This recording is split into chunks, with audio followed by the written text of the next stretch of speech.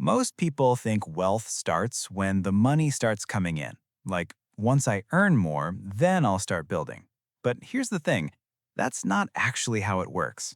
There are people right now with tight bank accounts, tough months, and real financial stress who are quietly on their way to building something real. And there are people earning six figures who are completely stuck. The difference isn't the income. It's something else, something most people never think to look for. And today, I want to show you what that actually looks like. My name is Ricky, and I spend way too much time thinking about why some people build wealth quietly while others stay stuck no matter what they earn. If you're someone who's trying to figure out where you actually stand financially, this one's worth your time. Let's get into it. Okay, so let me paint a picture. It's the end of the month. You open your banking app, and after rent, groceries, bills, and everything else, there's maybe $140 left, maybe less. And you sit there thinking, am I ever going to get ahead? You're not spending on crazy stuff. You're not buying designer bags or going on expensive vacations. You're just living, paying for the basics, trying to keep it together. But the money still disappears before you even see it. And the worst part isn't the low balance. The worst part is the feeling that comes with it. That quiet voice in the back of your head that says, maybe this is just how it's going to be. Maybe wealth is for other people, people who started earlier, people who had help, people who got lucky. And here's what makes it even harder. You look around and everyone seems to be doing fine. Your coworker just bought a new car, your cousin posted a vacation photo, your friend is talking about investing, and you're sitting there wondering, what am I missing?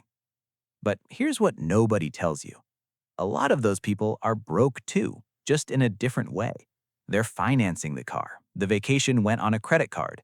The investing is $50 a month into something they don't fully understand. The appearance of wealth and actual wealth are two completely different things. And the signs that someone is actually building real wealth are almost invisible from the outside. They don't show up on Instagram. They don't come with applause. They're quiet, boring even. But they're more powerful than most people realize. So here's the belief most people carry around. Wealth starts when the money starts flowing in. Once I get the raise, then I'll start saving. Once I pay off this debt, then I'll invest. Once things settle down, then I'll get serious. We treat wealth like it's something that happens after a certain income level. But that's actually backwards. Think about it this way. A professional athlete doesn't become disciplined after they make the team. The discipline is what gets them on the team in the first place. It works the same way with money. The habits, the mindset shifts, the small daily decisions, those almost always show up before the wealth does. And that means something important. If you're in a tough financial spot right now, but something about how you think about money is starting to shift, that shift is not meaningless. That shift is actually the beginning of something real. So, what does that shift look like? What are the actual signs? Let's go through them. Sign number one, you've stopped trying to look rich. This sounds small, but it is huge. Most people spend money to signal status, the watch, the shoes, the car that's a little too expensive for their income. We do it because we want to feel like we're doing okay even when we're not. But at some point, something shifts. You stop caring what things look like from the outside. You start caring about what's actually happening on the inside of your finances. That shift is a wealth sign. Sign number two, you feel genuinely uncomfortable with debt. Not just annoyed by it, uncomfortable, like it bothers you on a personal level and you can't stop thinking about it. A lot of people carry debt like it's normal because, honestly, society kind of tells us it is. But when debt starts feeling like a weight you actually want off your back, that's your financial instincts waking up. Sign number three, you've started asking where your money actually goes. And here's the thing, not in a stressed, panicked way, in a curious way. Picture this, you're sitting at your kitchen table, bank statement open, and after closing the app and avoiding it like you used to, you actually want to understand it. You want to see the pattern. That small change from avoidance to curiosity is rarer than you think. Sign number four, you've started thinking in time, not just money. Like, this expense costs me 6 hours of work. Is it actually worth 6 hours of my life? That mental shift is something financially aware people do almost automatically. Most people never think this way. If you're already doing it, you're ahead. Sign number 5. You've had at least one honest money conversation with yourself. Not with a financial advisor, not with a YouTube channel, with yourself. Maybe you were in the shower, maybe it was late at night and you couldn't sleep, but you sat with the real numbers, where you are, where you want to be, what's actually standing in the way. That kind of honesty is uncomfortable, and most people avoid it their whole lives. If you've done it even once, that matters. Sign number 6. You've started thinking in systems, not just goals. Goals are great, but goals without systems usually fall apart. Saying, I want to save $5,000 is a goal. Setting up an automatic transfer of $200 every single payday, that's a system. You don't have to motivate yourself every time, it just happens. If you've started thinking about how to make good financial behavior automatic, that is a major sign. Sign number 7. You've shifted from blame to action. This one's a little uncomfortable to say out loud, but it's important. It's easy to blame the economy, the job market, inflation, the boss who didn't give you the raise. And sometimes those things are real, they do affect us. But the moment you shift from this is happening to me to what can I actually do about this, you start seeing options you couldn't see before. Sign number 8. You're starting to think about income differently. Not just how to spend less, but how to earn more, how to grow a skill, how to create something beyond the main paycheck. That expansion in thinking is a sign, a quiet but important one. Let me give you 2 real examples. Take Jordan, 31 years old, making around $48,000 a year in a mid-sized city. After taxes and rent, he's got about $900 left over.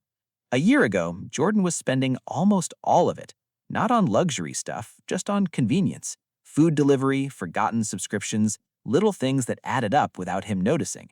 Then one month, he actually looked at where it all went, and he was genuinely shocked. $340 a month on things he barely remembered buying. So he made one change, cut that down to about $90. That freed up $250 a month. He didn't invest it perfectly, he didn't have some genius strategy, he just started putting it somewhere intentional. 18 months later, Jordan had over $4,000 saved for the first time in his adult life. That's not a huge number, but for Jordan, it changed everything. Because now he had proof that he could actually build something. And that proof changed how he made every decision after that. Now meet Simone, 28 years old, working 2 jobs, still feels stretched most months. But Simone has one habit that almost nobody around her has. Every Sunday night, 15 minutes, she reviews her week financially. Not budgeting in some complicated spreadsheet way, just checking in. Did I spend in line with what actually matters to me this week? Did anything feel off? That habit sounds almost too simple, but it creates something most people never build: awareness. Consistent weekly awareness of her own financial behavior. And awareness, over time, becomes better decisions. Better decisions become better outcomes. Simone isn't rich yet, but she is building something most people around her aren't even thinking about. Okay, I want to stop here for a second, because there's something worth saying out loud. A lot of financial content makes it seem like the path to wealth is about dramatic moves, quitting your job, going all in on a stock, finding some secret strategy nobody else knows about. But here's what most people don't realize. The actual path to wealth is almost embarrassingly boring. It's consistent, it's slow, and it's built on decisions that feel completely insignificant in the moment. Research from the National Bureau of Economic Research found that most wealth built by everyday Americans came not from big financial windfalls, but from sustained savings habits over long periods of time. Not luck, not timing, not one genius decision, just showing up consistently over years. And here's where it gets really interesting. The people who build that kind of wealth, most of them felt behind at some point. Most of them had months where they saved nothing. Most of them doubted themselves, but they kept the habits alive even when the results weren't visible yet. That's the invisible phase, the phase where nothing looks like it's working from the outside.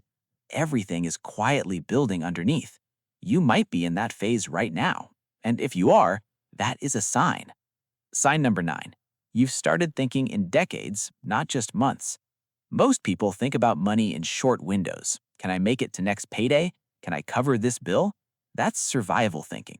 It makes sense when you're stretched thin. But when something shifts and you start asking, where do I want to be in 10 years? That long range thinking changes your decisions today. Small things that felt pointless before suddenly feel like they actually matter. Sign number 10. You're genuinely curious about how money works. Not obsessed, not anxious, just curious. You find yourself reading about compound interest, wondering how a Roth IRA actually works, listening to a finance podcast not because you feel like you have to, but because it's actually interesting to you now. That curiosity is a signal. Your relationship with money is changing. Sign number 11. You've had a financial wake-up moment. Something happened, a medical bill you weren't ready for, A job loss, a moment where you realized you had nothing in savings and it genuinely scared you. Those moments are painful, but they create a before and after in your financial life. And if you're past that moment and you're thinking differently because of it, that experience is now working for you, not against you. Sign number 12. You're protecting your future self. And I want to sit on this one for a second, because this isn't just about retirement accounts or investment accounts. It's about something deeper. It's about the moment when the version of you that's 20 or 30 years from now starts to feel real. Real enough that you're willing to make a small sacrifice today to take care of them. Think about Jordan. Every time he moved that 250 into savings, he wasn't doing it for right now. He was doing it for someone he couldn't even see yet. That's not just financial behavior. That's emotional maturity around money. And most people never develop it. Sign number 13. You still believe it's actually possible. Now, I know this one sounds soft, but stay with me for a second. Here's why belief actually matters mechanically, not just emotionally. People who stop believing that financial security is possible for them stop making the decisions that would create it. They stop saving because what's the point? They stop learning because it feels hopeless. They stop trying. The belief doesn't just feel good, it keeps the behavior alive, and the behavior is what creates the result. So if underneath all the stress and all the tight months and all the doubt, there is still a part of you that believes you can build something real, that belief is not just a feeling, it is a foundation. So here's what I want you to take away from this. Wealth doesn't always look like what you expect. It doesn't always look like a big bank balance or a nice car or a paid-off house. Sometimes it looks like someone at a kitchen table actually looking at their bank statement instead of avoiding it. Sometimes it looks like $250 moved automatically on a Tuesday morning. Sometimes it looks like 15 minutes on a Sunday night asking yourself one honest question. The signs that someone is building real wealth are almost always invisible from the outside, but they are there, they are real, and they compound the same way money does. 100 small moments that nobody else sees. That's how this actually gets built. I want to leave you with something real before you go. If you watched this whole video, and even 2 or 3 of those signs felt like they described you, I want you to sit with that for a second. Not in a hype way, not in a you're going to be a millionaire next year kind of way. Just honestly, you are not as far behind as you feel. And I mean that with actual data behind it, not just encouragement. The feeling of being behind and the reality of being behind are two very different things, and a lot of people confuse them every single day. Feelings are real, the stress is real, the tight months are real, the frustration is completely valid. But feelings aren't always accurate financial reporting. Sometimes you're further along than your balance shows because the habits are forming, the thinking is shifting, the awareness is growing, and that stuff compounds. Quietly, slowly, but it compounds. Here's the one thing I want you to actually do after this video. Pick one sign, just one, the one that resonated most with you, and ask yourself, am I protecting that? Am I making decisions that keep that habit or that mindset alive? Because here's the truth. Protect the sign, and the sign eventually becomes the result. That's not motivational poster stuff. That's just how behavior works over time. And if this video helped you see your situation a little differently today, even just slightly differently, that's exactly what this channel is here for. Hit subscribe if you haven't already, and drop a comment below telling me which sign resonated most with you. I genuinely read every single one. I'll see you in the next one. Take care of yourself out there.